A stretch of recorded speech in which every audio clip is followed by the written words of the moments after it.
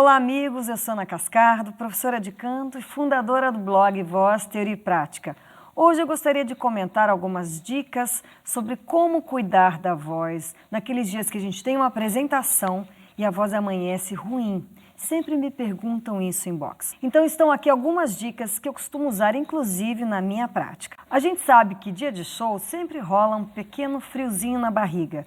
Além de toda a questão da produção, que pode dar uma ou outra coisa errada, muitas vezes, em função do nosso estado emocional, a gente pode acordar com a voz ruim, ou mesmo porque a gente sofreu lá uma infecção de garganta, passou por uma infecção de garganta. Então, naqueles dias que você amanhece com a voz ruim e tem uma apresentação logo à noite, o ideal é que você, se possível, vá sim atrás de uma orientação médica. Não adianta tomar qualquer medicação. A automedicação nunca é legal, né? Porque você pode tomar uma medicação que pode ser até daninha para o seu corpo e para a sua voz.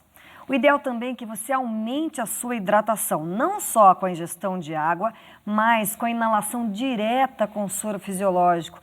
Fazer inalação não tem nenhuma contraindicação. O soro tem um pH muito próximo ao pH do corpo e hidrata diretamente a mucosa laríngea. Então, além de melhorar na questão da secreção, que você vai diluir a secreção, você também ajuda com o deslocamento da vibração da onda mucosa da preguinha vocal. Isso é bastante legal, porque uma laringe mal hidratada tem mais atrito entre as pregas vocais. Isso vai inclusive gerar mais irritação na sua garganta. Outra coisa muito importante é procurar fazer maior repouso vocal. Se você já não está com a voz legal, economize a sua voz. Tente evitar ficar falando no celular ou com as pessoas. Evite o uso da voz. Se possível, faça literalmente silêncio até o momento da passagem do som, pelo menos. E mesmo na passagem do som, procure fazer uma coisa mais suave, mais tranquila, sem muito gasto da sua voz. É necessário que você faça repouso, porque se você tiver algum edema, algum inchaço na preguinha vocal, você também não vai aumentar esse inchaço com o excesso de uso. Então, o repouso é super recomendado.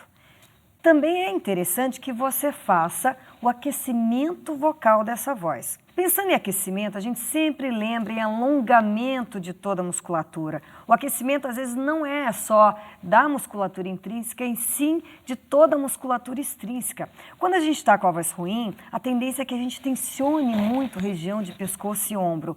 Então, você começando com um relaxamento de toda essa musculatura pode ser muito importante, antes mesmo do uso do exercício vocal. Então, você pode fazer exercícios de relaxamento de pescoço, de sucção para abaixamento da laringe. Tudo isso vai favorecer o alongamento dessa musculatura extrínseca e vai ajudar, sim, na excursão da laringe no momento do uso da voz. O aquecimento vocal também tem que ser um aquecimento menos intenso. A gente começa com sons leves, M, N, fricativas sonoras como Z, V, J, evitando vibrantes com muita intensidade. A vibrante, lábio e língua geralmente são muito intensos.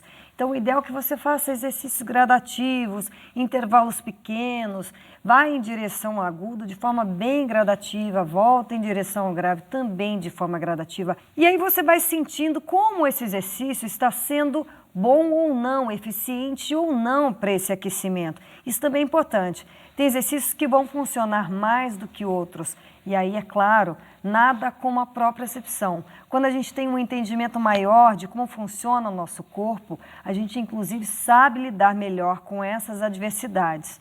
Então, lembre disso. Por isso que não só o aquecimento, mas a manutenção dessa voz, com exercícios diários, com a prática desses exercícios no dia a dia, vão te dar um pouquinho mais de autoconsciência sobre a sua voz, o seu corpo e como você pode lidar nessas situações mais adversas. Nessas horas mais difíceis, nada como respirar fundo, tentar relaxar um pouco, se concentrar no que você sabe fazer melhor. E é claro, estudo constante, conhecimento, autoconhecimento sempre vão ajudar bastante para você lidar com essas situações.